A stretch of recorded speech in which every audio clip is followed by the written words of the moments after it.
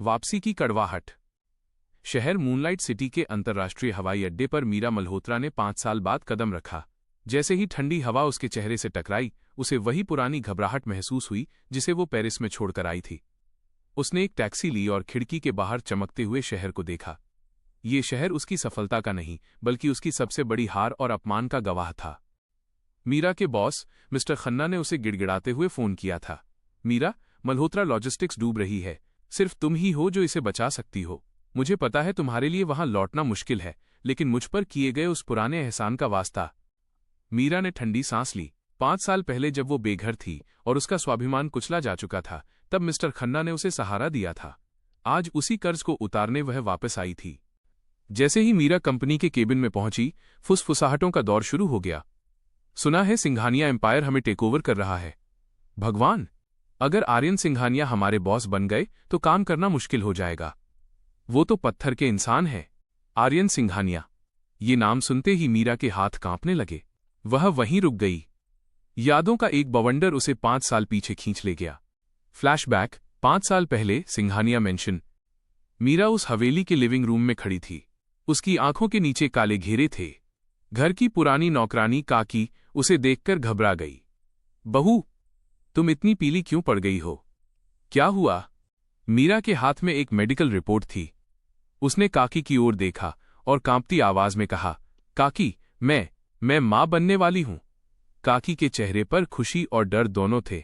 उसे पता था कि आर्यन और मीरा की शादी प्यार की नहीं, 1-2 साल के बिजनेस कॉन्ट्रैक्ट की नींव पर टिकी थी।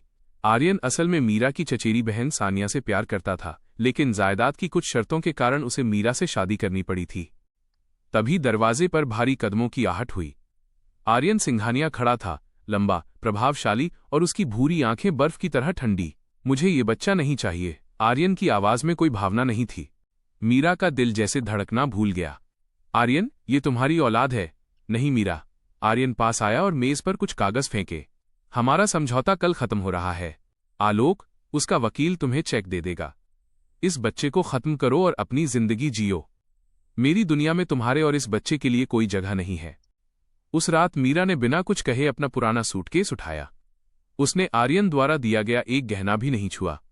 जाते वक्त उसने सिर्फ इतना कहा, मिस्टर सिंघानिया, दुआ करती हूं कि हमारी राहें दोबारा कभी न मिलें।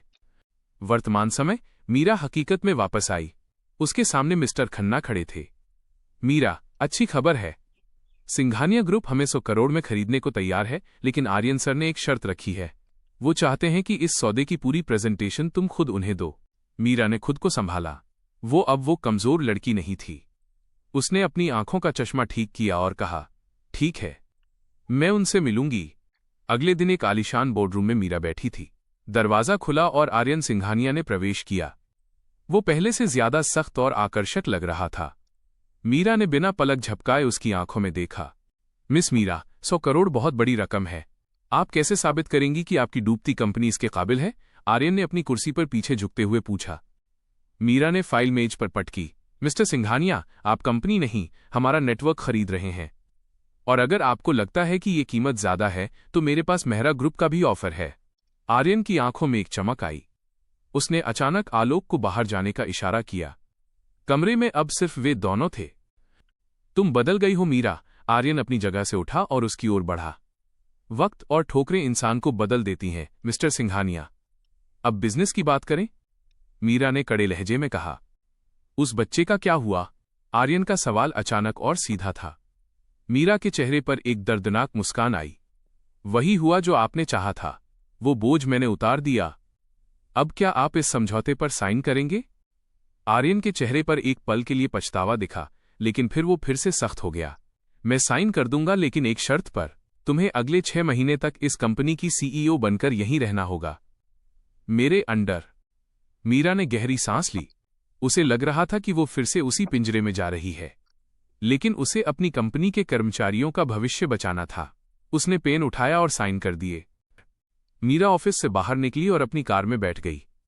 उसने अपना फोन निकाला और एक वीडियो कॉल किया। स्क्रीन पर एक 4 साल का छोटा बच्चा उभर आया, जिसकी आंखें बिल्कुल आर्यन जैसी भूरी थीं। मम्मा, आप कब आओगे? बच्चे ने तोतली आवाज में पूछा।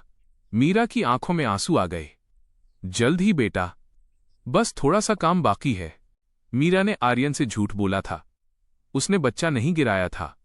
उसने आर्यन के बिना अकेले अपने बेटे अंश को पाला था। अब वो इस शहर में आर्यन के साथ काम तो कर रही थी, लेकिन उसका सबसे बड़ा डर यही था, अगर आर्यन को सच पता चल गया तो क्या वो उसका बेटा उससे छीन लेगा। उधर आर्यन अपने केबिन की खिड़की से मीरा की कार को जाते हुए देख रहा था। उसके हाथ में मीरा की एक पुरानी तस्वीर थी। उसने मन ही मन कहा, तारांकन मीरा, तुमने जो सहा है मैं उसे कभी ठीक नहीं कर सकता, लेकिन इन 6 महीनों में मैं तुम्हें खुद से दूर दोबारा कभी नहीं जाने दूंगा। पिछली घटना के बाद अब कहानी एक ऐसे मोड़ पर पहुंच गई है जहां मीरा और आर्यन एक ही छत के नीचे हैं, लेकिन उनके बीच रहस्यों की एक गहरी दीवार है। अगले दिन मीरा जब ऑफिस पहुंची तो उसे पता चला कि उसका केबिन आर्यन के केबिन के ठीक बगल में बनाया गया है। वो जानती थी कि आर्यन उसे अपनी नजरों के सामने रखना चाहता है। पूरे दिन मीटिंग्स का दौर चला। आर्यन का बर्ताव पूरी तरह पेशेवर था, लेकिन उसकी आंखें बार बार मीरा का पीछा करती थीं। दोपहर में जब मीरा अपनी फाइलें समेट रही थी, आर्यन उसके पास आया। लंच साथ करेंगे? आर्यन ने अधिकार के साथ पूछा। सॉरी मिस्टर सिंघानिया, मैं अपना लंच साथ लाई हूं और मुझे बहुत काम है, मीरा ने बिना उसकी तरफ देखे जवाब दिया। आर्यन के चेहरे पर एक कुटिल मुस्कान आई। तुम अभी भी उतनी ही जिद्दी हो, पर याद रहे अब मैं तुम्हारा बॉस हूं। मीरा रुकी और उसकी आंखों में देखते हुए बोली, आप मेरे बॉस काम के लिए हैं, मेरी पसंद नापसंद के लिए नहीं। शाम को मीरा अपने केबिन में अकेली थी, तभी उसके फोन पर पेरिस से वीडियो कॉल आया। ये अंश था। मीरा ने तुरंत दरवाजा लॉक किया और कॉल उठाया। मम्मा देखो मैंने क्या बनाया। अंश ने एक पेंटिंग दिखाई जिसमें एक छोटा लड़का, एक औरत और एक धुंधली सी आदमी की आकृति थी। ये बहुत सुंदर है बेटा, मीरा की आवाज भर्रा गई। मम्मा, क्या मेरे पापा भी इस शहर में रहते हैं? आपने कहा था कि जब हम यहां आएंगे तो शायद मैं उनसे मिल सकूं। मीरा कुछ बोलने ही वाली थी कि अचानक उसके केबिन के दरवाजे पर दस्तक हुई। मीरा घबरा गई और फोन झटके से नीचे रख दिया, लेकिन कॉल कटा नहीं। अंदर आ जाइए, मीरा ने खुद को संभालते हुए कहा। आर्यन अंदर आया। मीरा, ये कुछ फाइल्स। वो रुक गया। उसे किसी बच्चे की हंसने की आवाज सुनाई दी। आर्यन की नजर मेज पर पड़े फोन पर पड़ी। मीरा ने झपट्टा मारकर फोन उठाना चाहा, लेकिन आर्यन फुर्तीला था। उसने फोन उठा लिया। स्क्रीन पर अंश का चेहरा था, वही घुंघराले बाल, वही भूरी आंखें और वही जिद्दी नाक जो आर्यन की थी। आर्यन जम गया। उसका हाथ कांपने लगा। फोन की दूसरी तरफ से अंश चिल्लाया, मम्मा, ये अंकल कौन है? क्या यही पापा हैं? कमरे में सन्नाटा छा गया। आर्यन ने फोन मीरा की तरफ बढ़ाया। उसकी आंखों में गुस्सा, हैरानी और गहरा दर्द था। जैसे ही कॉल कटा, आर्यन ने मीरा का हाथ पकड़कर उसे दीवार से सटा दिया। तुमने कहा था कि तुमने उसे खत्म कर दिया है। आर्यन की आवाज एक घायल शेर की तरह थी। वो मेरा बेटा है मीरा, वो बिल्कुल मेरी तरह दिखता है। मीरा ने अपना हाथ छुड़ाने की कोशिश की। उसकी आंखों में अब डर नहीं बल्कि नफरत थी। वो सिर्फ मेरा बेटा है, आर्यन सिंघानिया। 5 साल पहले जब मैंने इस बच्चे की भीख मांगी थी, तब आपने क्या कहा था? मुझे ये बोझ नहीं चाहिए। तो आज इसे अपना हक बताने वाले आप कौन होते हैं? मैं उसका बाप हूं। आर्यन चिल्लाया। बाप वो होता है जो साथ खड़ा रहे, वो नहीं जो जान लेने का हुक्म दे। मीरा ने पलटवार किया। आज मेरे पास पैसे हैं, ताकत है, और मैं दुनिया की किसी भी अदालत में साबित कर सकती हूं कि इस बच्चे का आपसे कोई लेना देना नहीं है।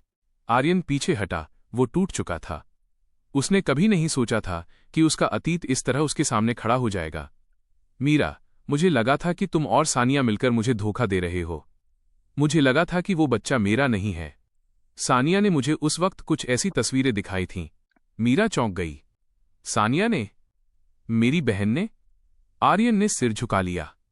हाँ, उसने मुझे यकीन दिलाया था कि तुम किसी और से प्यार करती हो और ये शादी सिर्फ पैसे के लिए की है। मैं गुस्से में अंधा हो गया था। लेकिन जिस दिन तुम घर छोड़कर गई, मुझे सच पता चला। मैंने तुम्हें ढूंढने की बहुत कोशिश की मीरा, पर तुम गायब हो चुकी थी। मीरा को अपनी बहन की मक्कारी पर यकीन नहीं हो रहा था, लेकिन फिर भी उसका घाव बहुत गहरा था। गलती उसकी थी या तुम्हारी, इससे फर्क नहीं पड़ता। फर्क इससे पड़ता है कि तुमने मुझ पर भरोसा नहीं किया। आर्यन ने अपनी आंखें पोंछीं और मीरा की ओर देखा। अब उसकी आंखों में एक नया संकल्प था। 6 महीने, मीरा। तुमने 6 महीने का कॉन्ट्रैक्ट साइन किया है। इन 180 दिनों में मैं तुम्हें यह साबित करके दिखाऊंगा कि मैं बदल गया हूं। मैं अपने बेटे को और तुम्हें अपनी जिंदगी में वापस लाकर रहूंगा। मीरा ने अपना बैग उठाया और दरवाजे की तरफ बढ़ी। कोशिश कर लीजिए मिस्टर सिंघानिया, लेकिन याद रखिएगा, कांच एक बार टूट जाए तो जुड़ता नहीं है, और अगर जुड़ भी जाए तो दरारें रह ही जाती हैं। अगले कुछ हफ्तों तक शहर में एक ही चर्चा थी, कैसे कठोर आर्यन सिंघानिया अब एक नर्म दिल इंसान बन गया था। वो मीरा के ऑफिस में रोज फूल भेजता, उसके छोटे छोटे कामों में मदद करता, लेकिन मीरा पत्थर बनी रही। एक शाम आर्यन सीधे मीरा के घर पहुंच गया जहां अंश खेल रहा था। मीरा घर पर नहीं थी, सिर्फ काकी, पुरानी नौकरानी जिसे मीरा ने वापस बुला लिया था, थी। जब मीरा वापस आई तो उसने देखा कि आर्यन फर्श पर बैठा अंश के साथ ब्लॉक बिल्डिंग खेल रहा है। अंश खिलखिलाकर हंस रहा था।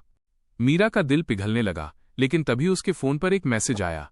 ये सानिया का था। तारांकन, मीरा, वापस आकर गलती कर दी। आर्यन सिर्फ मेरा है। अगर तुमने उसे मुझसे छीनने की कोशिश की तो मैं उस बच्चे का वो हाल करूंगी जो तुमने सोचा भी नहीं होगा। मीरा का चेहरा सफेद पड़ गया। उसे समझ आ गया कि आर्यन को पाने की जंग में उसका बच्चा खतरे में है। मीरा के हाथ कांपने लगे। सानिया का मैसेज कोई साधारण धमकी नहीं थी। वो जानती थी कि सानिया अपनी सनक के लिए किसी भी हद तक जा सकती है। मीरा ने तुरंत दौड़कर अंश को अपनी बाहों में भर लिया। आर्यन, जो फर्श पर बैठा अंश के साथ खेल रहा था, मीरा की घबराहट देखकर खड़ा हो गया। मीरा, क्या हुआ? तुम इतनी डरी हुई क्यों हो? मीरा ने अपना फोन छिपाने की कोशिश की। कुछ नहीं आर्यन, आप यहां क्या कर रहे हैं? मैंने कहा था ना कि हमारे बीच ऑफिस के बाहर कोई रिश्ता नहीं है। आर्यन ने मीरा की आंखों में देखा। वह झूठ पकड़ने में माहिर था। उसने धीरे से मीरा के हाथ से फोन लिया। मीरा ने रोकने की कोशिश की, लेकिन आर्यन ने मैसेज पढ़ लिया था। मैसेज पढ़ते ही आर्यन के चेहरे पर खून उतर आया। उसकी मुट्ठियां भिंच गईं और जबड़े कड़े हो गए। तो सानिया ने अब तक हार नहीं मानी है। आर्यन की आवाज में एक भयानक खामोशी थी। आर्यन प्लीज, मीरा रोने लगी, वो अंश को नुकसान पहुंचाएगी। मैं उसे दोबारा खोना नहीं चाहती। मैं कल ही वापस फ्रांस चली जाऊंगी। मुझे ये डील नहीं चाहिए, मुझे ये नौकरी नहीं चाहिए। आर्यन ने मीरा के कंधे पकड़े और उसे झकझोर दिया। कहीं नहीं जाओगी तुम। 5 साल पहले मैंने तुम्हें जाने दिया क्योंकि मैं बेवकूफ था, लेकिन अब मैं जिंदा हूं। सानिया की हिम्मत कैसे हुई मेरे बेटे की तरफ आंख उठाने की? अगले दिन शहर की एक मशहूर पार्टी थी। सिंघानिया ग्रुप और मल्होत्रा लॉजिस्टिक्स के मर्जर विलय का जश्न मनाया जा रहा था। आर्यन ने जिद की कि मीरा को उसके साथ चलना होगा। मीरा नहीं चाहती थी, लेकिन आर्यन ने सुरक्षा का हवाला दिया। पार्टी के बीच में जब मीरा वॉशरूम के लिए गई, तभी एक वेटर ने उसे एक नोट दिया। तारांकन, अंश मेरे पास है। अगर उसे जिंदा देखना चाहती हो तो पीछे वाले गार्डन के पास पुरानी पार्किंग में आओ, अकेले। मीरा का गला सूख गया। उसने पागलों की तरह अंश को घर पर फोन लगाया, लेकिन फोन नहीं उठा। वो बिना आर्यन को बताए पीछे की ओर भागी। पुरानी पार्किंग अंधेरी थी और वहां सन्नाटा था। सानिया, बाहर आओ। कहाँ है मेरा बेटा? मीरा चिल्लाई। अंधेरे से एक साया बाहर आया। वो सानिया थी, हाथ में एक जलती हुई सिगरेट और चेहरे पर वही पुरानी ईर्ष्या। अरे बड़ी बहन, इतनी जल्दी में क्यों हो? अंश तो घर पर सो रहा है। मैंने तो बस तुम्हें यहां बुलाने के लिए झूठ बोला था। मीरा ने राहत की सांस ली। तुम पागल हो चुकी हो सानिया। पुलिस तुम्हें ले जाएगी। पुलिस? सानिया जोर से हंसी। आर्यन को लगता है कि वो तुम्हें बचा लेगा? आर्यन हमेशा से मेरा था। तुमने उस दिन उससे शादी करके सब बर्बाद कर दिया। और अब यह बच्चा आर्यन को तुम्हारी तरफ खींच रहा है। अगर ये बच्चा ही नहीं रहेगा तो आर्यन वापस मेरे पास आ जाएगा। सानिया ने अपनी पर्स से एक छोटा सा रिमोट निकाला। मैंने तुम्हारी कार में एक छोटा सा तोहफा रखा है मीरा। जैसे ही तुम अंश को लेकर कल भागने की कोशिश करोगी, बूम! रिमोट नीचे गिरा दो सानिया, एक भारी और गूंजती हुई आवाज आई। सानिया और मीरा दोनों चौंक गईं। अंधेरे से आर्यन बाहर आया। उसके पीछे पुलिस की एक पूरी टीम थी। आर्यन के हाथ में उसका फोन था, जिस पर सानिया की हर बात रिकॉर्ड हो रही थी। आर्यन, तुम यहां कैसे? सानिया लड़खड़ा गई। तुम्हें क्या लगा सानिया, कि मैं इतना कमजोर हूं कि तुम मेरे परिवार को धमकी दोगी और मैं हाथ पर हाथ धरे बैठा रहूंगा? आर्यन सानिया के करीब आया। मैंने मीरा के फोन पर तुम्हारा मैसेज देख लिया था। मैंने अंश की सुरक्षा के लिए घर पर 10 गार्ड पहले ही तैनात कर दिए थे। और ये ड्रामा, ये तुम्हें रंगे हाथों पकड़ने के लिए था। सानिया ने पागलों की तरह रिमोट दबाने की कोशिश की, लेकिन आर्यन ने उसका हाथ मरोड़ दिया। पुलिस ने उसे तुरंत पकड़ लिया। मैं तुम्हें छोड़ूंगी नहीं मीरा। आर्यन मेरा है, सानिया चिल्लाती रही जब तक उसे पुलिस की गाड़ी में नहीं डाल दिया गया। पार्किंग में अब सन्नाटा था। मीरा जमीन पर बैठ गई और फूट फूट कर रोने लगी। पिछले 5 साल का डर, अकेलेपन का बोझ और आज की दहशत सब कुछ आंसुओं बनकर बाहर निकल रहा था। आर्यन उसके पास घुटनों के बल बैठा। उसने पहली बार बिना किसी अधिकार के बहुत कोमलता से मीरा को गले लगाया। आई एम सॉरी मीरा, सब मेरी गलती है। आर्यन की आवाज में आंसू थे। अगर मैंने 5 साल पहले सानिया पर भरोसा करने के बजाय अपनी पत्नी पर भरोसा किया होता तो आज हमारा बेटा अपने पिता के साथ बड़ा होता। मुझे एक मौका दो मीरा, मैं उस 5 साल की कमी को पूरा करना चाहता हूं। मीरा ने उसे धक्का नहीं दिया, उसे इस छाती की गर्माहट की जरूरत थी। आर्यन, विश्वास एक धागे जैसा होता है, तुमने उसे तोड़ा नहीं था बल्कि जला दिया था। तो मैं उस राख से नया धागा बनाऊंगा। आर्यन ने उसका चेहरा अपनी हथेलियों में लिया। अंश को उसके पिता की जरूरत है और मुझे तुम्हारी जरूरत है। क्या हम फिर से शुरुआत कर सकते हैं? एक समझौते के रूप में नहीं, बल्कि एक परिवार के रूप में। अध्याय 15। कंपनी में तूफान। अगले दिन जब मीरा ऑफिस पहुंची तो नजारा बदला हुआ था।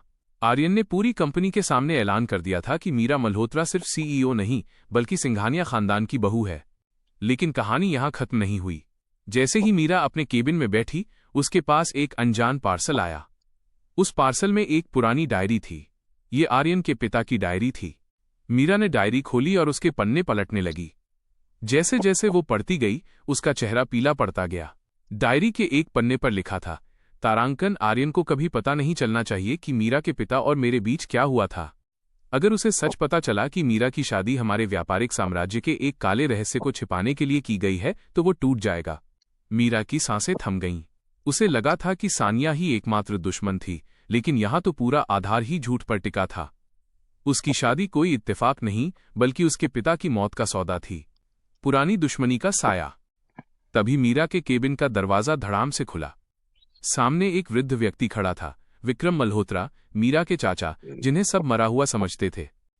तो तुमने आखिर सच पढ़ ही लिया, विक्रम ने कुटिलता से मुस्कुराते हुए कहा। चाचा, आप जीवित हैं? मीरा खड़ी हो गई। हां, और मैं वापस आया हूं अपना हिस्सा लेने। आर्यन के पिता ने मेरे भाई, तुम्हारे पिता को रास्ते से हटाकर यह साम्राज्य खड़ा किया था। और आर्यन को लगता है कि वो तुम्हें प्यार करता है। उसे नहीं पता कि उसकी रगों में एक कातिल का खून है। मीरा का दिमाग चकराने लगा। एक तरफ उसका प्यार आर्यन था जो अब सुधर रहा था, और दूसरी तरफ उसके पिता की मौत का इंसाफ। अब तुम क्या करोगी मीरा? विक्रम ने पास आकर फुसफुसाया। क्या तुम अपने पिता के कातिल के बेटे के साथ बिस्तर साझा करोगी, या तुम मेरे साथ मिलकर इस सिंघानिया एम्पायर को राख में मिला दोगी? अध्याय 17। मीरा की कशमकश। मीरा उस डायरी को सीने से लगाकर खिड़की के पास खड़ी हो गई। नीचे आर्यन अपनी कार से उतर रहा था। उसके हाथ में अंश के लिए एक बड़ा सा खिलौना था। वो ऊपर मीरा के केबिन की तरफ देखकर मुस्कुराया और हाथ हिलाया।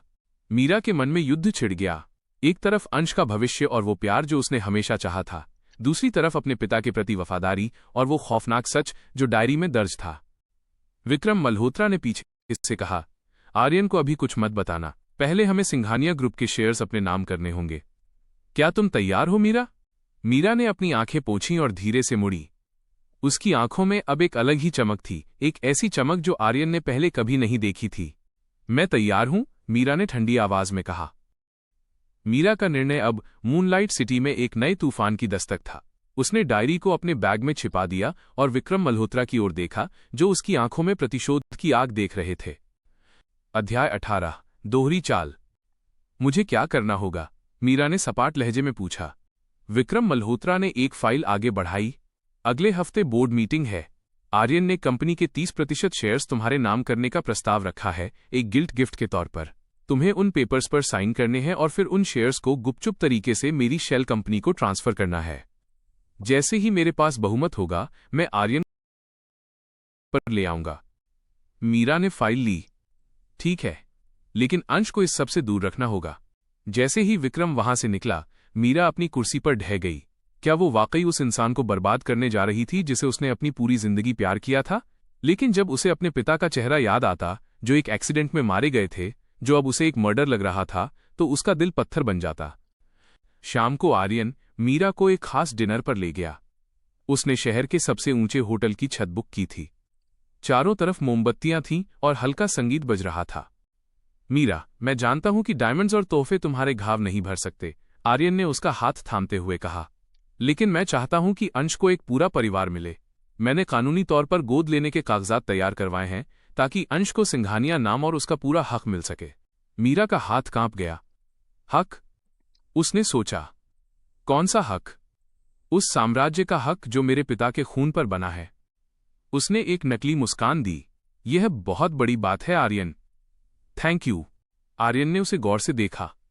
तुम ठीक तो हो मीरा? तुम्हारी आंखों में वो चमक नहीं है जो सुबह थी। क्या सानिया की वजह से अब भी डरी हुई हो? नहीं, बस थकान है, मीरा ने बहाना बनाया। उस रात जब आर्यन उसे घर छोड़ने आया, उसने मीरा के माथे को चूमा। वो चुंबन मीरा को किसी दहकते हुए अंगारे जैसा लगा। वो सच और झूठ के बीच पिस रही थी। अध्याय 20 बोर्डरूम का ड्रामा। हफ्ता बीत गया। बोर्ड मीटिंग का दिन आ गया। आर्यन बहुत खुश था। उसे लगा कि आज वो मीरा को उसका खोया हुआ सम्मान वापस दे रहा है।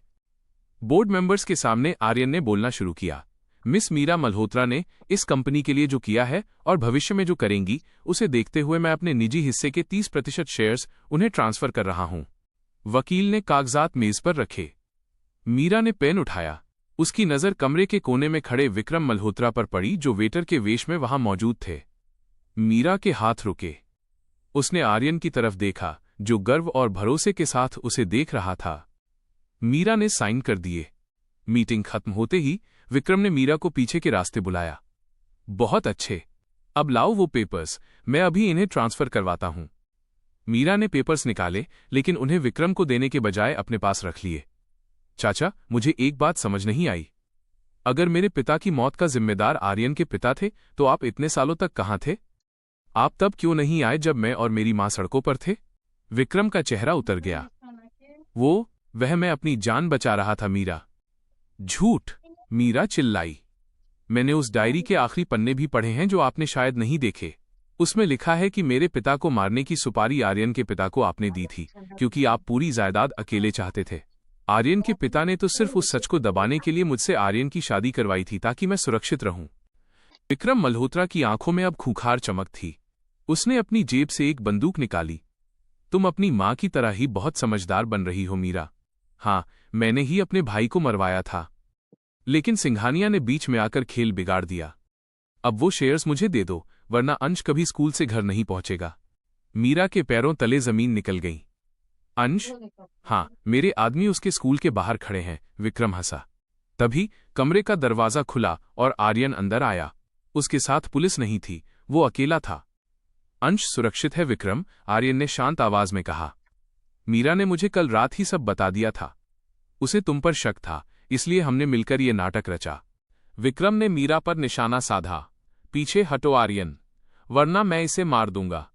मार दो, आर्यन ने बिना डरे कदम आगे बढ़ाया। लेकिन याद रखना, इस कमरे में चारों तरफ कैमरे लगे हैं और बाहर मेरी सिक्योरिटी खड़ी है। तुम यहां से जिंदा बाहर नहीं जाओगे। विक्रम घबरा गया। उसका हाथ कांपा। उसी पल मीरा ने पास पड़ा एक भारी गुलदस्ता विक्रम के हाथ पर दे मारा। बंदूक नीचे गिरी और आर्यन ने झपटकर विक्रम को दबोच लिया। विक्रम को ले गई। कमरे में अब सिर्फ मीरा और आर्यन थे। मीरा फर्श पर बैठ गई और सिसक सिसक कर रोने लगी। तुमने मुझ पर भरोसा किया? मीरा ने रोते हुए पूछा। मैंने तो तुम्हें बर्बाद करने का सोचा था। आर्यन उसके सामने बैठा और उसे अपनी बाहों में भर लिया। तुमने वही किया जो कोई भी अपनी पिता की याद में करता, लेकिन तुमने अंत में सच का साथ दिया। मीरा, हमारे माता पिता का अतीत काला था, लेकिन हमारा भविष्य हमारे हाथ में है। मीरा ने आर्यन की आंखों में देखा। पहली बार उसे उन नीली भूरी आंखों में बर्फ नहीं, बल्कि एक समंदर जैसा गहरा प्यार दिखा। क्या हम वाकई फिर से शुरू कर सकते हैं? मीरा ने पूछा। हम पहले ही शुरू कर चुके हैं, आर्यन ने मुस्कुराते हुए कहा। मूनलाइट सिटी के सबसे बड़े पार्क में एक छोटा लड़का दौड़ रहा था। पापा, देखो, मैंने गोल कर दिया। आर्यन ने अंश को गोद में उठा लिया और उसे हवा में उछाला। मीरा पास की बेंच पर बैठी ये नजारा देख रही थी। उसके चेहरे पर अब वो पीलापन नहीं था, बल्कि एक स्वस्थ चमक थी। मल्होत्रा लॉजिस्टिक्स और सिंघानिया एम्पायर अब एक हो चुके थे। सानिया जेल में थी और विक्रम को उम्र कैद हो चुकी थी। आर्यन मीरा के पास आया और उसका हाथ थामा। अगले महीने पेरिस चलें? तुम्हारी पुरानी यादों को नई यादों से बदलने के लिए? मीरा ने अपना सिर उसके कंधे पर रख दिया। अब मुझे कहीं जाने की जरूरत नहीं है आर्यन। मेरा घर यहीं है। अचानक मीरा का फोन बजा। एक नया मैसेज था। मीरा ने देखा और उसकी आंखें फैल गईं। क्या हुआ? आर्यन ने पूछा। मीरा ने फोन उसकी तरफ किया। मैसेज किसी अनजान नंबर से था। तारांकन, आपको क्या लगा खेल खत्म हो गया? असली खिलाड़ी तो अब आ रहा है। आर.के. हवेली के तहखाने में जो राज दफन है वो अभी बाहर आना बाकी है। मीरा और आर्यन ने एक दूसरे की ओर देखा। उनकी खुशी पर फिर से एक गहरा साया मंडराने लगा था। अनजान मैसेज ने मीरा और आर्यन की खुशियों पर जैसे बर्फीला पानी डाल दिया। आर.के. हवेली का तहखाना? मीरा ने कांपती आवाज में दोहराया। आर्यन, आर.के. हवेली तो वही है जहां हम शादी के बाद रहते थे। तुमने तो कहा था कि वो तुम्हारे दादाजी की संपत्ति है और अब बंद पड़ी है। आर्यन का चेहरा पत्थर जैसा सख्त हो गया। उसकी आंखों में एक अजीब सा डर था जिसे उसने मीरा से छिपाने की कोशिश की। वहां कुछ नहीं है मीरा, ये बस कोई प्रैंक कॉल होगा। चलो घर चलते हैं। लेकिन मीरा जानती थी कि आर्यन कुछ छिपा रहा है। उस रात मीरा को नींद नहीं आई। जैसे ही आर्यन गहरी नींद में सोया, मीरा चुपचाप उठी। उसने आर्यन के दराज से आर.के. हवेली की पुरानी चाबियां निकालीं। उसे अपनी आंखों से देखना था कि वहां क्या है। वो अपनी कार चलाकर शहर के बाहरी इलाके में स्थित उस पुरानी हवेली पहुंची। आधी रात का वक्त था। हवेली के ऊंचे लोहे के गेट बिल्कुल वैसे ही थे जैसे 6 साल पहले थे, ठंडे और डरावने। मीरा ने गेट खोला और अंदर दाखिल हुई। हवेली के अंदर धूल की एक मोटी परत जमी थी। हर कदम पर लकड़ी के फर्श से चरमराहट की आवाज आ रही थी। मीरा टॉर्च लेकर सीधे उस जगह पहुंची जिसे स्टोर रूम कहा जाता था। उसने पुरानी कालीन हटाई और वहां उसे एक भारी लकड़ी का दरवाजा मिला जो जमीन के अंदर जाता था, तहखाना। मीरा ने बड़ी मुश्किल से उस दरवाजे को खोला। नीचे जाने वाली सीढ़ियां संकरी और बदबूदार थीं। जैसे ही वो नीचे पहुंची, उसकी टॉर्च की रोशनी एक बड़ी सी लोहे की तिजोरी पर पड़ी। लेकिन तिजोरी खुली हुई थी। तिजोरी के अंदर सोना या पैसा नहीं था। वहां कुछ पुरानी फाइलें और एक तस्वीर थी। मीरा ने वो तस्वीर उठाई। तस्वीर में 2 जवान लड़के गले में हाथ डाले खड़े थे। एक आर्यन के पिता थे और दूसरा आदमी। मीरा की आंखें फटी की फटी रह गईं। वो दूसरा आदमी मिस्टर जयप्रकाश थे। वही जयप्रकाश जिन्होंने मीरा को वापस इस शहर में बुलाया था। मीरा ने एक फाइल खोली। उसमें एक कानूनी दस्तावेज था। तारांकन आर.के. ग्रुप का असली मालिक आर्यन सिंघानिया नहीं बल्कि मीरा मल्होत्रा है। दस्तावेजों के मुताबिक आर्यन के पिता ने मीरा के पिता की पूरी वसीयत हड़पने के लिए धोखे से साइन लिए थे और जयप्रकाश उस समय उनके वकील थे। जयप्रकाश ने आर्यन के पिता को ब्लैकमेल करना शुरू किया, जिसके बदले में आर्यन के पिता ने जयप्रकाश को कंपनी में बड़ा हिस्सा दिया। हमने आखिर इसे ढूंढ ही लिया। पीछे से एक भारी आवाज आई। मीरा झटके से मुड़ी। टॉर्च की रोशनी में सामने जयप्रकाश खड़ा था। उसके हाथ में एक पिस्तौल थी और उसके चेहरे पर वो मासूम मुस्कान अब एक शैतानी हंसी में बदल चुकी थी। मिस्टर जयप्रकाश, आप यहां क्या कर रहे हैं? मीरा की आवाज लड़खड़ा रही थी। मैं अपनी अधूरी कहानी पूरी करने आया हूं मीरा। तुम्हें क्या लगा मैंने तुम्हें वापस इसलिए बुलाया क्योंकि मुझे तुम्हारी कंपनी बचानी थी? नहीं, मैं तुम्हें यहां इसलिए लाया ताकि तुम और आर्यन एक हो जाओ और जब तुम दोनों के पास पूरी जायदाद आ जाए तो मैं उसे एक झटके में अपने नाम कर लूं। जयप्रकाश ने आगे बढ़कर फाइल छीन ली। आर्यन के पिता ने मेरे साथ गद्दारी की थी। उन्होंने मुझे वो हिस्सा नहीं दिया जिसका वादा किया था। और अब चूंकि तुम इस जायदाद की कानूनी वारिस हो, तुम्हारे मरने के बाद ये सब मेरा हो जाएगा क्योंकि मेरे पास तुम्हारे जाली वसीयतनामा विल पर साइन है। छोड़ दो जयप्रकाश। आर्यन तहखाने की सीढ़ियों पर खड़ा था। वो हाफ रहा था। शायद वो मीरा का पीछा करते हुए आया था। आर्यन, मत आना, इसके पास बंदूक है, मीरा चिल्लाई। आर्यन ने एक कदम आगे बढ़ाया। मैंने सब सुन लिया। जयप्रकाश, तुम्हें क्या लगा कि तुम मेरी आंखों के सामने मेरी पत्नी को दोबारा नुकसान पहुंचाओगे? 6 साल पहले तुमने ही आर्यन के पिता के कान भरे थे कि मीरा का बच्चा मेरा नहीं है। तुमने ही हमारे बीच गलतफहमियां पैदा की थीं ताकि हम अलग हो जाएं और कंपनी कमजोर पड़ जाए। जयप्रकाश हंसा। हाँ, मैंने ही किया था। और देखो कितना आसान था तुम दोनों को मूर्ख बनाना। एक गुस्से में अंधा था और दूसरी प्यार में बेबस। जयप्रकाश ने ट्रिगर पर उंगली रखी। अब तुम दोनों एक साथ ही मरोगे। जयप्रकाश ने गोली चलाने की कोशिश की। आर्यन ने पास पड़ा एक भारी लोहे का पाइप उसकी तरफ फेंका। गोली चली, लेकिन वो मीरा के कंधे को छूती हुई निकल गई। आर्यन जयप्रकाश पर टूट पड़ा। दोनों के बीच भयंकर हाथापाई हुई। बूढ़ा होने के बावजूद जयप्रकाश में लालच की ताकत थी। उसने आर्यन के सिर पर पिस्तौल की बट से वार किया। आर्यन लहूलुहान होकर नीचे गिर पड़ा। आर्यन, मीरा चिल्लाई। उसने हिम्मत जुटाई और अपनी चोट की परवाह किए बिना पास पड़ी एक भारी पुरानी फाइल जयप्रकाश की आंखों पर दे मारी। जयप्रकाश का संतुलन बिगड़ा और वो पीछे की ओर गिरा, जहां एक नुकीली लोहे की रॉड दीवार से निकली हुई थी।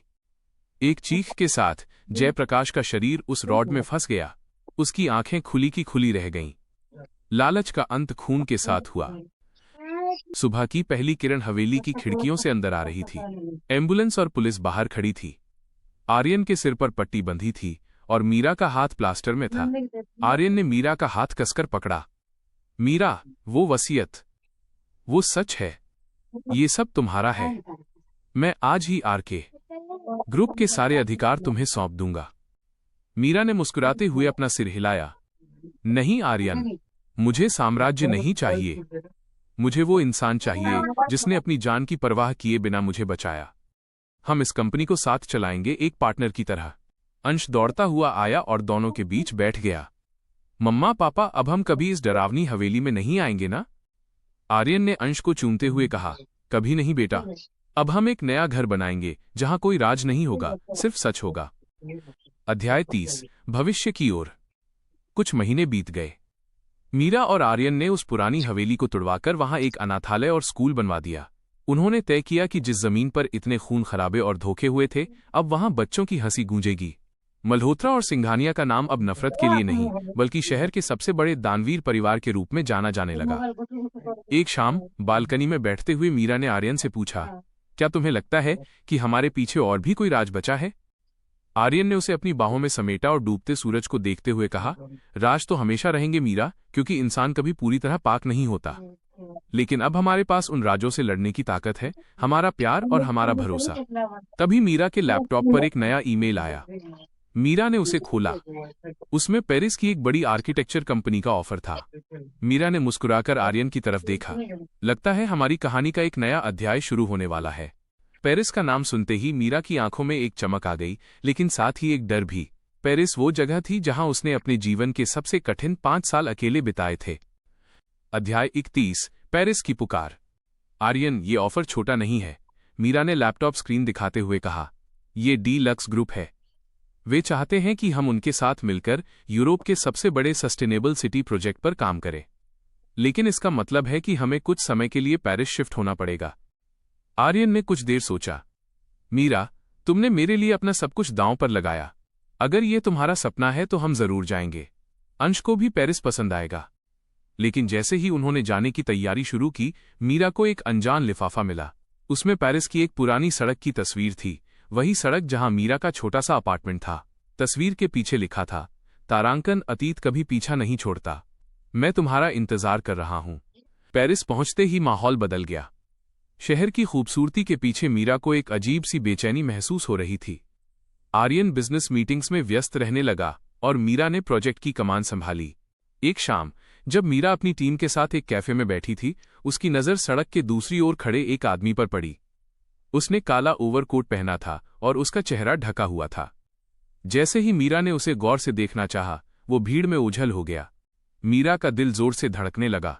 ये नामुमकिन है, वो मर चुका है। उस रात मीरा ने अपनी पुरानी डायरी निकाली जो उसने पेरिस में रहने के दौरान लिखी थी। डायरी के पन्नों के बीच एक तस्वीर दबी थी, एक युवक की तस्वीर जिसका नाम था लियो। लियो वही था जिसने पेरिस में मीरा की तब मदद की थी जब वो गर्भवती थी और उसके पास कोई नहीं था। लियो मीरा से प्यार करता था, लेकिन मीरा का दिल हमेशा आर्यन के लिए धड़कता था। एक रात एक सड़क दुर्घटना में लियो की मौत की खबर आई थी, लेकिन मीरा ने उसका शव कभी नहीं देखा था। मम्मा देखो मुझे बाहर क्या मिला। अंश दौड़ता हुआ आया। उसके हाथ में एक छोटा सा लकड़ी का खिलौना हाथी था। मीरा के हाथ से डायरी छूट गई। ये वही खिलौना था जो लियो ने अंश के पैदा होने से पहले मीरा को गिफ्ट किया था। मीरा ने आर्यन को सब कुछ बताने का फैसला किया। आर्यन, मुझे लगता है लियो जिंदा है और वो अंश के करीब पहुंचने की कोशिश कर रहा है। आर्यन की आंखें गुस्से से जल उठीं। अगर वो जिंदा है और हमें डरा रहा है तो उसे भारी कीमत चुकानी होगी। मीरा, तुम और अंश कल से घर के बाहर अकेले नहीं जाओगे। तभी घर की डोरबेल बजी। आर्यन ने दरवाजा खोला, लेकिन बाहर कोई नहीं था। जमीन पर एक आईपैड रखा था। जैसे ही आर्यन ने उसे उठाया, एक वीडियो चलने लगा। वीडियो में लियो दिख रहा था, उसका आधा चेहरा जल चुका था। उसकी आवाज भारी थी। आर्यन सिंघानिया, तुमने मीरा को एक बार छोड़ दिया था। तुमने उसका दिल तोड़ा था। मैं तब उसके साथ था जब उसे तुम्हारी सबसे ज्यादा जरूरत थी। अंश मेरा है क्योंकि उसके अस्तित्व को मैंने बचाया है। अगर उसे जिंदा देखना चाहते हो तो मीरा को अकेले एफिल टावर के पास पुराने वेयरहाउस में भेजो। पुलिस को फोन कर रहा हूं, आर्यन चिल्लाया। नहीं आर्यन, मीरा ने उसे रोका। लियो पागल हो चुका है। वो अंश को चोट पहुंचा सकता है। मुझे जाना होगा। मैं तुम्हें अकेले नहीं जाने दूंगा मीरा, आर्यन ने जिद की। मीरा ने एक गहरी सांस ली। हमारे पास एक रास्ता है। लियो को नहीं पता कि तुम यहां हो। तुम पीछे से पुलिस के साथ आना, लेकिन पहले मुझे उससे बात करके उसे शांत करना होगा। मीरा वेयरहाउस पहुंची। अंधेरे में लियो एक कुर्सी पर बैठा था। अंश वहां नहीं था। अंश कहां है लियो? मीरा ने चिल्लाकर पूछा। लियो साये से बाहर आया। उसका जला हुआ चेहरा भयानक लग रहा था। मीरा, देखो मेरा क्या हाल हुआ। उस एक्सीडेंट के बाद मैं सालों तक कोमा में था। मैंने सिर्फ तुम्हारे लिए अपनी जिंदगी वापस पाई। और जब मैं वापस आया तो देखा कि तुम उसी आदमी के साथ हो जिसने तुम्हें बर्बाद किया था। लियो, आर्यन बदल गया है। हम एक परिवार हैं, मीरा ने उसे समझाने की कोशिश की। परिवार? मैं तुम्हारा परिवार था। लियो चिल्लाया और उसने एक बम का रिमोट दिखाया। अंश ऊपर वाले कमरे में है। इस बिल्डिंग में बारूद बिछा हुआ है। अगर तुम मेरे साथ पेरिस छोड़कर चलने को तैयार नहीं हुई तो हम सब यहीं खत्म हो जाएंगे। तभी छत से एक साया नीचे कूदा। वो आर्यन था। उसने लियो पर हमला किया। दोनों के बीच जोरदार लड़ाई हुई। लियो ने रिमोट दबाने की कोशिश की, लेकिन मीरा ने फुर्ती से रिमोट छीन लिया। लियो, रुक जाओ। अगर तुम मुझसे प्यार करते हो तो मेरे बेटे को नुकसान मत पहुंचाओ, मीरा रोते हुए बोली। लियो एक पल के लिए रुका। उसी वक्त पुलिस अंदर आ गई। लियो ने देखा कि वो चारों तरफ से घिर चुका है। उसने मीरा की आंखों में देखा। वहां प्यार नहीं, सिर्फ खौफ था। लियो ने एक ठंडी हंसी दी। ठीक है मीरा, अगर मैं तुम्हें पा नहीं सकता तो मैं तुम्हें याद बनकर भी नहीं रहना चाहता। उसने अपनी जेब से एक छोटी सी शीशी निकाली और उसे पी लिया। लियो, नहीं। मीरा उसकी तरफ भागी, लेकिन तब तक जहर अपना काम कर चुका था। लियो ने मीरा का हाथ पकड़ा और आखिरी बार फुसफुसाया, मैंने वाकई तुमसे प्यार किया था। अंश सुरक्षित था। लियो के जाने के बाद जैसे एक पुराना अध्याय हमेशा के लिए बंद हो गया। कुछ दिनों बाद मीरा और आर्यन पेरिस के सीन नदी के किनारे बैठे थे। सूरज डूब रहा था। अब सब ठीक है ना? आर्यन ने पूछा। मीरा ने अपना सिर आर्यन के कंधे पर रखा। हाँ, अब कोई राज नहीं बचा, कोई अतीत नहीं, बस हम और हमारा भविष्य। अचानक मीरा के फोन पर एक नोटिफिकेशन आया। उसने देखा और मुस्कुरा दी। क्या है? आर्यन ने पूछा। मिस्टर खन्ना का मैसेज है। हमारी कंपनी को ग्लोबल अवार्ड मिला है। हमें कल वापस अपने शहर जाना है। आर्यन ने उसे अपनी बाहों में खींच लिया। तो चलो अपनी नई दुनिया में वापस चलते हैं। जैसे ही वे जाने के लिए मुड़े, मीरा को लगा कि कोई उन्हें दूर से देख रहा है। उसने पीछे मुड़कर देखा, लेकिन वहां कोई नहीं था। सिर्फ हवा में एक पुरानी खुशबू थी, वही खुशबू जो लियो के परफ्यूम की थी।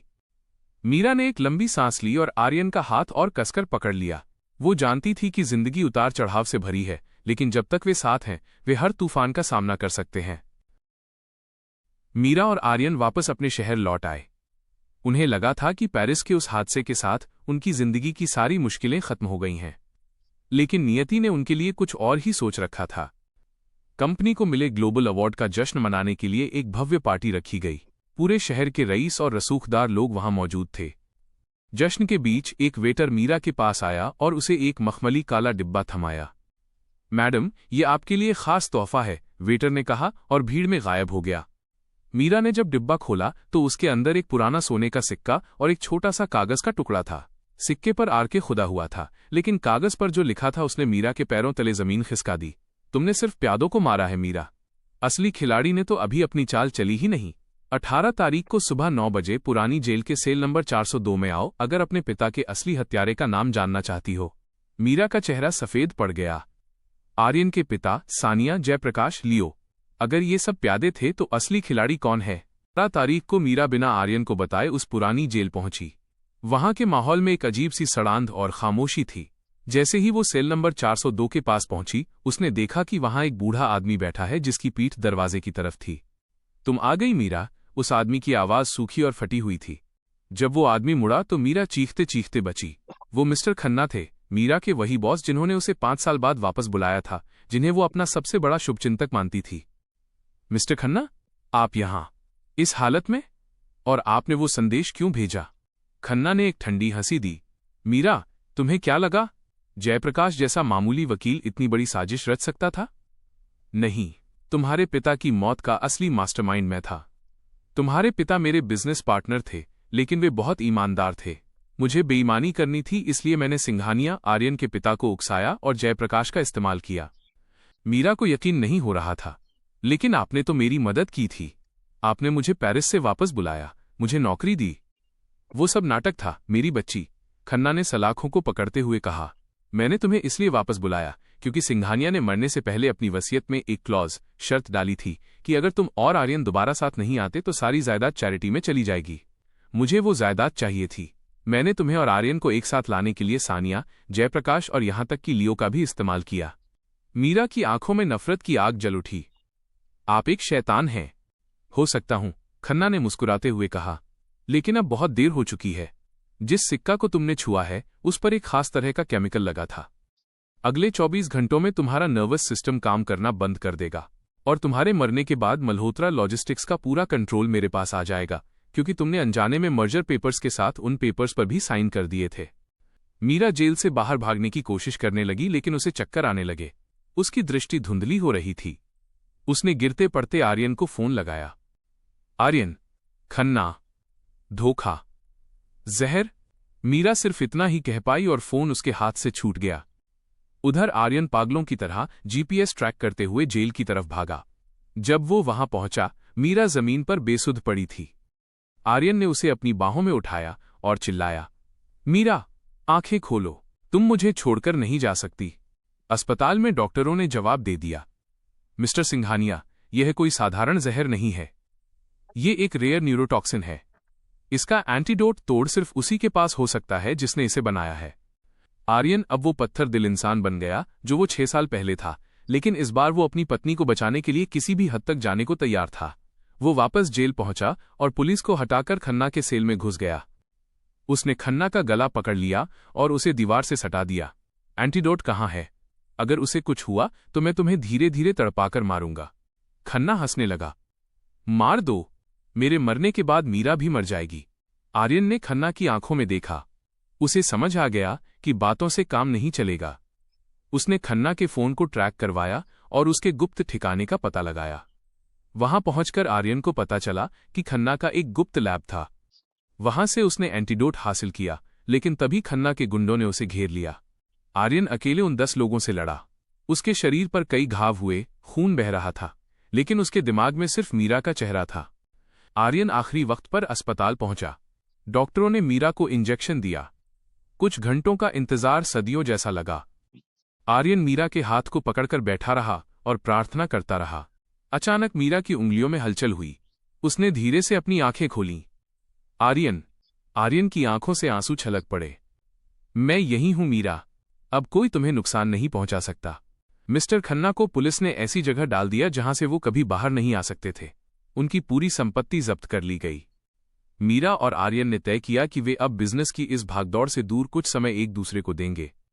उन्होंने शहर की हलचल से दूर पहाड़ों में एक छोटा सा घर लिया। एक दिन सुबह अंश ने दौड़ते हुए आकर कहा, मम्मा, पापा, देखो बाहर कितनी बर्फ गिर रही है।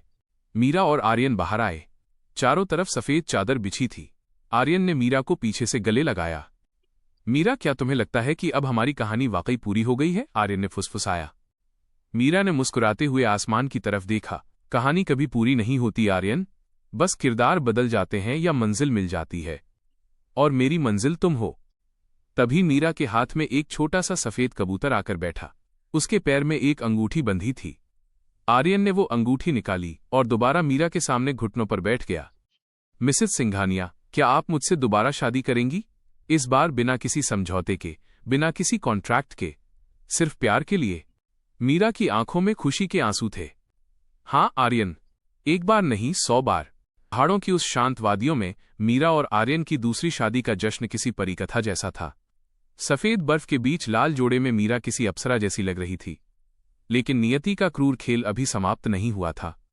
जश्न की उस रात जब सब सो रहे थे, अचानक अंश के कमरे से एक चीख सुनाई दी। अध्याय 46। आधी रात का सन्नाटा। आर्यन और मीरा दौड़कर अंश के कमरे में पहुंचे, लेकिन वहां कोई नहीं था।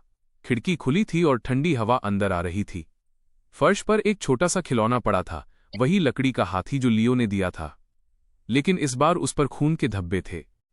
मीरा फर्श पर गिर पड़ी। अंश, मेरा बच्चा कहाँ है? आर्यन ने खिड़की के बाहर देखा। बर्फ पर जूतों के निशान थे जो जंगल की गहराई की ओर जा रहे थे। उसने तुरंत अपनी बंदूक उठाई। मीरा, तुम यहीं रुको और पुलिस को फोन करो, मैं उसे लेकर आता हूं। आर्यन टॉर्च लेकर घने बर्फीले जंगल में निकल पड़ा। कुछ दूर जाने के बाद उसे एक पुरानी लकड़ी की केबिन दिखी। केबिन के अंदर एक मध्यम रोशनी जल रही थी। जैसे ही आर्यन ने दरवाजा लात मारकर खोला, वो दंग रह गया। वहां कोई गुंडा नहीं, बल्कि एक महिला बैठी थी। उसकी पीठ आर्यन की तरफ थी। अंश को छोड़ दो, आर्यन चिल्लाया। वो महिला धीरे से मुड़ी। वो कृतिका थी, मीरा की सगी बहन और आर्यन की पूर्व मंगेतर। कृतिका, तुम तो सालों से लापता थी। आर्यन की आवाज में हैरानी थी। लापता नहीं आर्यन, कैद थी। कृतिका की आवाज में जहर था। तुम्हें क्या लगा? मीरा ने मेरी जगह ली, मुझसे मेरा प्यार छीना, मेरी जायदाद छीनी, और तुम लोगों ने सोचा कि मैं चुपचाप मर जाऊंगी। जयप्रकाश और खन्ना तो सिर्फ लालची थे, लेकिन मेरा मकसद बदला है। कृतिका ने एक कोने की ओर इशारा किया, जहां अंश एक कुर्सी से बंधा हुआ था और उसके मुंह पर पट्टी थी। अंश की आंखों में खौफ था। कृतिका, वो तुम्हारा भांजा है, उसे छोड़ दो, आर्यन ने विनती की। ये उस औरत का खून है जिसने मेरी जिंदगी बर्बाद की। कृतिका ने एक माचिस की तीली जलाई। केबिन के चारों ओर मिट्टी का तेल छिड़का हुआ था। आज इस आग में मीरा का गर्व और तुम्हारा प्यार दोनों जलकर राख हो जाएंगे। तभी मीरा वहां पहुंच गई। उसने कृतिका को देखा और उसकी रूह कांप गई। दीदी, आप ऐसा क्यों कर रही हैं? मैंने तो हमेशा आपसे प्यार किया। प्यार? कृतिका चिल्लाई। जब तुम आर्यन के साथ पेरिस में हंस रही थी, मैं एक पागलखाने में बंद थी, क्योंकि जयप्रकाश ने मुझे वहां डलवा दिया था ताकि वो तुम्हारे पिता की संपत्ति हड़प सके, और तुमने एक बार भी मुझे ढूंढने की कोशिश नहीं की। कृतिका ने जलती हुई तीली फर्श पर फेंक दी। पल भर में आग की लपटें केबिन को घेरने लगीं। मीरा पागलों की तरह अंश की ओर भागी, लेकिन कृतिका ने उसे धक्का दे दिया। आर्यन ने कृतिका को पकड़ने की कोशिश की, लेकिन कृतिका ने अपने पास छिपाया हुआ खंजर आर्यन के पेट में घोंप दिया। आर्यन! मीरा की चीख गूंज गई। आर्यन दर्द से तड़प उठा, लेकिन उसने हिम्मत नहीं हारी। उसने कृतिका को धक्का दिया और मीरा की ओर चिल्लाया, अंश को बचाओ मीरा, मेरी फिक्र मत करो। मीरा ने जलती हुई लकड़ियों के बीच से होकर अंश की रस्सियां काटीं। आग छत तक पहुंच चुकी थी। उसने अंश को बाहर की तरफ धकेला। तभी एक जलता हुआ शहतीर बीम गिरने वाला था। आर्यन ने अपनी पूरी ताकत लगाकर उस शहतीर को अपने कंधों पर थाम लिया, ताकि मीरा और अंश बाहर निकल सकें। आर्यन, बाहर आओ! मीरा रो रही थी। मैं नहीं आ पाऊंगा मीरा। जाओ यहां से। आर्यन का चेहरा पसीने और खून से लथपथ था। कृतिका आग के बीच पागलों की तरह हंस रही थी। उसने बाहर निकलने की कोशिश भी नहीं की। वो उस आग में अपने प्रतिशोध के साथ जलना चाहती थी। मीरा ने हार नहीं मानी। उसने पास पड़ा एक भारी कंबल बर्फ में भिगोया और खुद को लपेटकर अंदर गई। उसने आर्यन का हाथ पकड़ा और उसे खींचने की कोशिश की। अगर तुम मरोगे तो हम सब यहीं मरेंगे। मीरा की जिद और प्यार ने जैसे मौत को भी डरा दिया। एक जोरदार धमाके के साथ केबिन की पिछली दीवार गिरी और मीरा आर्यन को खींचते हुए बाहर बर्फ में गिर गई। केबिन जलकर राख हो चुका था। कृतिका का कहीं पता नहीं था। एम्बुलेंस ने आर्यन को अस्पताल पहुंचाया। कई हफ्तों के इलाज के बाद आर्यन की हालत सुधरी। वो अपने घर के बगीचे में बैठा था, जहां अंश खेल रहा था। मीरा उसके पास आई और उसके माथे को चूमा। मीरा, क्या अब वाकई सब खत्म हो गया? आर्यन ने धीरे से पूछा। मीरा ने दूर पहाड़ियों की ओर देखा। कृतिका का शव नहीं मिला आर्यन। पुलिस का कहना है कि वो शायद आग में भस्म हो गई, लेकिन जब तक कोई सबूत नहीं मिलता, हम चैन से नहीं बैठ सकते। आर्यन ने मीरा का हाथ अपने हाथ में लिया। अब हमें डरने की जरूरत नहीं है। हमने मौत को हराया है, साजिशों को हराया है। अब अगर कोई आएगा भी तो हम एक साथ उसका सामना करेंगे। अभी घर का नौकर एक पार्सल लेकर आया। मीरा का दिल फिर से घबराने लगा। उसने कांपते हाथों से पार्सल खोला। उसके अंदर कोई बम या धमकी भरा पत्र नहीं था। अंदर एक पुरानी फटी हुई गुड़िया थी, मीरा की बचपन की गुड़िया, और उसके साथ एक नोट था। तुमने मुझे आग से बचा लिया मीरा। मैं अपनी नफरत को उसी आग में छोड़ आई हूं। मैं बहुत दूर जा रही हूं जहां तुम मुझे कभी नहीं ढूंढ पाओगी। अपने परिवार का ख्याल रखना, कृतिका। मीरा की आंखों से आंसू गिर पड़े। ये नफरत का अंत नहीं, बल्कि क्षमा की शुरुआत थी। मूनलाइट सिटी में अब खुशहाली थी। आर्यन और मीरा ने मिलकर एक ऐसी संस्था बनाई जो टूटे हुए परिवारों और अनाथ बच्चों की मदद करती थी। सालों बाद अंश बड़ा होकर कंपनी की कमान संभालने लगा। मीरा और आर्यन अब बूढ़े हो चुके थे, लेकिन उनका प्यार वैसा ही था जैसा उस पहली टैक्सी राइड के बाद शुरू हुआ था। एक दिन मीरा अपनी पुरानी डायरी में लिख रही थी, जिंदगी एक समझौते से शुरू हुई थी, दर्द के रास्तों से गुजरी, लेकिन मंजिल सिर्फ और सिर्फ प्यार थी। तभी एक छोटी लड़की दौड़ती हुई आई। वो अंश की बेटी थी। दादी, दादाजी बुला रहे हैं, देखिए बाहर कितनी सुंदर चांदनी खिली है। मीरा मुस्कुराई और उठकर आर्यन के पास चली गई। अब कोई राज नहीं था, कोई दुश्मन नहीं था, सिर्फ मूनलाइट सिटी की वो शांत रात और एक अमर प्रेम कहानी थी। मूनलाइट सिटी में अब वक्त बदल चुका था। मीरा और आर्यन की विरासत अब उनके बेटे अंश सिंघानिया के कंधों पर थी। अंश बिल्कुल अपने पिता आर्यन जैसा दिखता था, वही गहरी भूरी आंखें और वही बुलंद व्यक्तित्व, लेकिन उसके दिल में अपनी मां मीरा जैसी दयालुता थी। लेकिन सिंघानिया खानदान का इतिहास रहा है कि शांति उनके पास ज्यादा समय तक टिकती नहीं। सिंघानिया एम्पायर के मुख्य दफ्तर में हलचल मची थी। अंश सिंघानिया ने अपनी मेज पर एक फाइल पटकी। ये कैसे मुमकिन है? हमारे शेयर बाजार में रातों रात 15% कैसे गिर गए? अंश ने अपने सेक्रेटरी से पूछा। सर, बाजार में एक नई कंपनी आई है, द शैडो ग्रुप। वे हमारे हर प्रोजेक्ट को अंडरकट, कम कीमत में हथियाना कर रहे हैं। और सबसे अजीब बात यह है कि उन्हें हमारी अंदरूनी रणनीतियों का पहले से पता होता है। अंश ने खिड़की के बाहर देखा। शहर की रोशनी में उसे एक अनजाना खतरा महसूस हो रहा था। तभी उसके निजी फोन पर एक नोटिफिकेशन आया।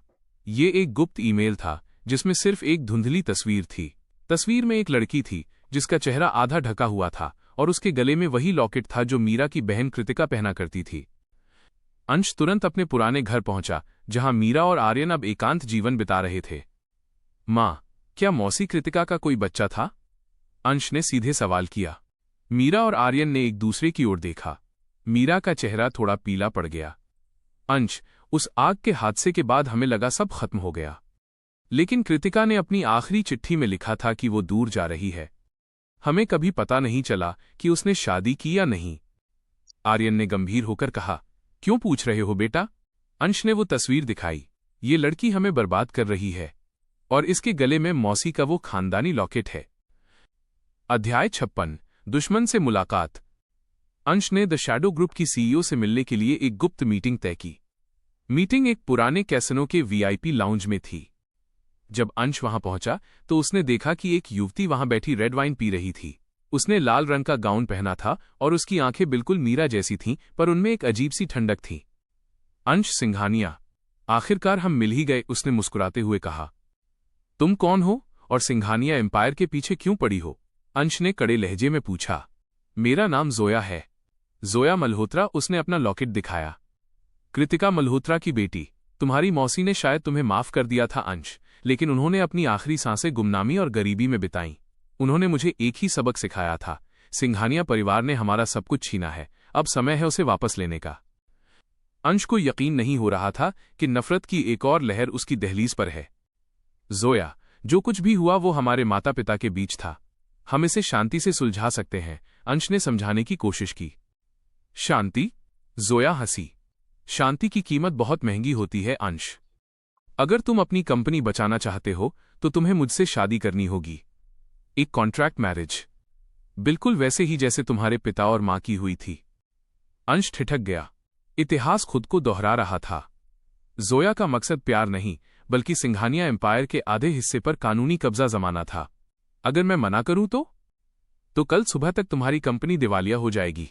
मेरे पास तुम्हारे पिता के कुछ पुराने टैक्स चोरी के कागजात हैं, जिन्हें मिस्टर खन्ना ने मरने से पहले मेरी मां को सौंपे थे। अंश घर लौटा। वह टूट चुका था। वो एक ऐसी लड़की से प्यार करता था जिसका नाम सहाना था, जो एक साधारण मिडिल क्लास परिवार से थी। अगर वो जोया से शादी करता है तो उसे सहाना को छोड़ना होगा, और अगर नहीं करता तो उसके माता पिता का बनाया साम्राज्य मिट्टी में मिल जाएगा। मीरा ने अंश की परेशानी भांप ली। अंश, क्या बात है? अंश ने सब सच बता दिया। मीरा की आंखों में आंसू आ गए। नहीं, ये मेरी गलती है। मैंने सोचा था कि नफरत खत्म हो गई है, पर वो तो अगली पीढ़ी तक पहुंच गई। तभी आर्यन वहां आया। उसकी उम्र हो चुकी थी, पर उसकी आवाज में आज भी वही रौब था। अंश, समझौता मत करो। हम सड़क पर रह लेंगे, पर तुम अपनी जिंदगी का सौदा मत करो। लेकिन अंश ने अपनी मां की आंखों में वो डर देखा। उसी कंपनी के लिए मीरा ने अपनी पूरी जवानी दांव पर लगाई थी। अंश ने मन ही मन एक फैसला कर लिया। अध्याय 59, शादी का मंडप और एक नया राज। अंश और जोया की शादी की तारीख तय हो गई। मीडिया में इसे दो बिजनेस साम्राज्यों का मिलन कहा गया। सहाना शहर छोड़कर जा चुकी थी और अंश एक जिंदा लाश बन चुका था। शादी के दिन जब जोया सिंदूर लगाने के लिए आगे बढ़ी, तभी एक अनजान शख्स सभा में दाखिल हुआ। उसने चेहरे पर मास्क लगा रखा था। ये शादी नहीं हो सकती, उस शख्स ने चिल्लाकर कहा। जोया चिढ़ गई। कौन हो तुम? गार्ड्स, इसे बाहर निकालो। उस शख्स ने अपना मास्क हटाया। उसे देखकर मीरा और आर्यन खड़े हो गए। वो कोई और नहीं, बल्कि बूढ़ा हो चुका आलोक, आर्यन का पुराना वफादार सहायक था। जोया, तुम कृतिका की बेटी नहीं हो, आलोक ने कांपते हाथों से कुछ पेपर्स दिखाए। अध्याय 60, धोखे का जाल।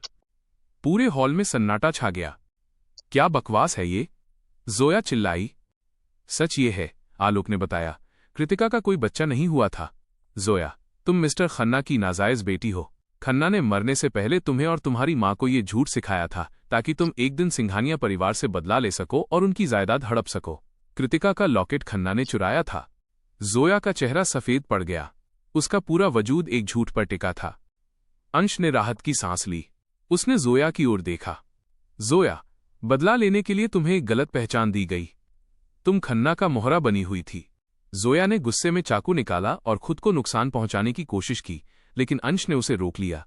तुम्हें मरने की जरूरत नहीं है, तुम्हें बस इस नफरत को खत्म करने की जरूरत है। अध्याय 61, अंत की शुरुआत। जोया को पुलिस ले गई, लेकिन इस बार अंश के दिल में उसके लिए नफरत नहीं बल्कि दया थी। अंश तुरंत सहाना को ढूंढने निकल पड़ा। उसे पता चला कि वो बस स्टेशन पर है। वो वहां पहुंचा और उसे सबके सामने गले लगा लिया। अब कोई समझौता नहीं सहाना, सिर्फ तुम और मैं। मीरा और आर्यन ने दूर से ये नजारा देखा। आर्यन, क्या अब वाकई सब ठीक हो गया? मीरा ने पूछा। आर्यन ने मुस्कुराते हुए कहा, हाँ मीरा, आज सिंघानिया नाम के साथ जुड़ा वो पुराना शाप खत्म हो गया। अब हमारी अगली पीढ़ी प्यार के समझौते नहीं, बल्कि प्यार की कहानियां लिखेगी। लेकिन जेल की कालकोठरी में बैठी जोया के पास एक महिला मिलने आई। उसने अपना चेहरा छिपा रखा था। हार मत मानो बेटी, उस महिला ने कहा। खन्ना ने तुम्हें अधूरा सच बताया था। तुम खन्ना की नहीं, तुम जयप्रकाश की वारिस हो, और खेल अभी खत्म नहीं हुआ है। जोया ने जेल की सलाखों के पीछे से उस रहस्यमयी महिला को देखा।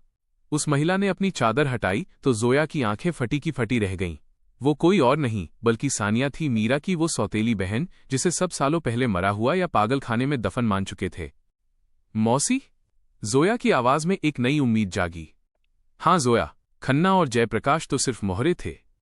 असली खेल तो मैंने और तुम्हारी मां कृतिका ने शुरू किया था। कृतिका भले ही कमजोर पड़ गई हो, लेकिन मैं नहीं। जयप्रकाश ने मरने से पहले अपनी सारी गुप्त संपत्ति और सबूत मेरे नाम कर दिए थे। तुम जयप्रकाश की असली वारिस हो और इस शहर की आधी जमीन कानूनी तौर पर तुम्हारी है। अध्याय 62, शादी और साया। इधर मूनलाइट सिटी के सबसे बड़े हॉल में अंश और सहाना की शादी की रस्में शुरू हो चुकी थीं। मीरा और आर्यन बहुत खुश थे। उन्हें लग रहा था कि अब उनके परिवार पर कोई संकट नहीं है। लेकिन सहाना के चेहरे पर एक अजीब सी चिंता थी। वो जब भी आईने में देखती, उसे अपने पीछे किसी का साया महसूस होता। शादी की रस्मों के बीच सहाना को एक छोटा सा पार्सल मिला। उसमें एक फटी हुई पुरानी शादी की फोटो थी। तस्वीर में मीरा और आर्यन थे, लेकिन मीरा के चेहरे पर लाल रंग से कांटा मारा गया था। नीचे लिखा था, इस कुर्सी पर बैठने वाली हर औरत का अंजाम मौत है। सानिया ने अपनी पहुंच और जयप्रकाश के पुराने संपर्कों का इस्तेमाल करके जोया को जमानत पर बाहर निकलवा लिया। अब जोया पहले से कहीं ज्यादा खतरनाक थी। उसके पास न केवल नफरत थी, बल्कि अब उसके पास कानूनी ताकत और सानिया जैसी शातिर गुरु भी थी। अंश की कमजोरी वो लड़की सहाना है, सानिया ने जोया को समझाया। हमें उसे चोट नहीं पहुंचानी, हमें उसे पागल करना है। उसे यकीन दिलाना है कि ये घर शापित है। शादी के बाद जब सहाना सिंघानिया मेंशन में आई तो उसके साथ अजीब घटनाएं घटने लगीं। रात को उसे गलियारों में पायल की आवाज सुनाई देती। कभी कभी उसकी अलमारी में रखे कपड़ों पर खून के धब्बे मिलते। एक रात अंश काम से देर से लौटा। उसने देखा कि सहाना कोने में दुबकी हुई थी और कांप रही थी। अंश, यहां कोई है। मैंने किसी को अलमारी के पीछे छिपते देखा। अंश ने पूरी हवेली की तलाशी ली, लेकिन वहां कोई नहीं था। सहाना, तुम शायद बहुत तनाव में हो। ये सब तुम्हारा वहम है। मीरा ने ये सब देखा तो उसे अपना अतीत याद आ गया। उसे शक होने लगा कि कोई पुरानी रंजिश फिर से सिर उठा रही है। अध्याय 65। मीरा की जासूसी। मीरा ने खुद इस मामले की तह तक जाने का फैसला किया। उसने हवेली में गुप्त कैमरे लगवाए। अगले दिन जब उसने फुटेज देखी तो उसके होश उड़ गए। कैमरे में एक औरत दिख रही थी जो बिल्कुल मीरा की तरह कपड़े पहने हुए थी और सहाना के कमरे में सोती हुई सहाना को डरा रही थी। ये मैं नहीं हूं। तो ये कौन है? मीरा ने आर्यन को फुटेज दिखाई। आर्यन की आंखें सिकुड़ गईं। इसका कद, इसकी चाल, यह है सानिया है। लेकिन वो तो अस्पताल की आग में मर गई थी। अंश और सहाना को सुरक्षित रखने के लिए आर्यन ने एक जाल बुना। उसने खबर फैलाई कि सिंघानिया परिवार अपनी पूरी वसीयत एक नए ट्रस्ट के नाम करने जा रहा है और इसके कागजात एक पुरानी लाइब्रेरी में रखे हैं। सानिया और जोया इस लालच में वहां पहुंची। जैसे ही उन्होंने तिजोरी खोलने की कोशिश की, चारों तरफ से तेज लाइटें जल उठीं। अंश, आर्यन और पुलिस वहां पहले से मौजूद थे। खेल खत्म हुआ सानिया। आर्यन ने अपनी बंदूक तानी। सानिया हंसी, एक विक्षिप्त हंसी। आर्यन, तुम्हें क्या लगा? मैं यहां जायदाद के लिए आई हूं? नहीं, मैं यहां तुम्हें तड़पते हुए देखने आई हूं। तभी जोया ने चिल्लाकर कहा, रुको, कोई गोली नहीं चलाएगा। जोया के हाथ में एक रिमोट था। मैंने पूरी लाइब्रेरी में बारूद लगा रखा है। अगर हम यहां से जिंदा बाहर नहीं निकले तो तुम सब भी मेरे साथ मरोगे। धीरे धीरे जोया की तरफ बढ़ा। जोया, सानिया तुम्हारा इस्तेमाल कर रही है। वो तुम्हें वही नफरत दे रही है जिसने उसकी अपनी जिंदगी बर्बाद कर दी। क्या तुम सच में एक कातिल बनना चाहती हो? जोया का हाथ कांपने लगा। उसने सानिया की तरफ देखा, जिसकी आंखों में जोया के लिए कोई प्यार नहीं, सिर्फ बदले की प्यास थी। जोया, दबाओ बटन। सानिया चिल्लाई। नहीं। जोया ने रिमोट दूर फेंक दिया। मैं अपनी मां कृतिका की तरह नहीं बनूंगी और न ही तुम्हारे जैसा शैतान। सानिया ने झपटकर रिमोट उठाना चाहा, लेकिन आर्यन ने फुर्ती से उसे दबोच लिया। पुलिस ने सानिया को गिरफ्तार कर लिया। अध्याय 68। पश्चाताप और विदाई। जोया ने मीरा और आर्यन के पैर छुए। मुझे माफ कर दीजिए, मैं नफरत की आग में अंधी हो गई थी।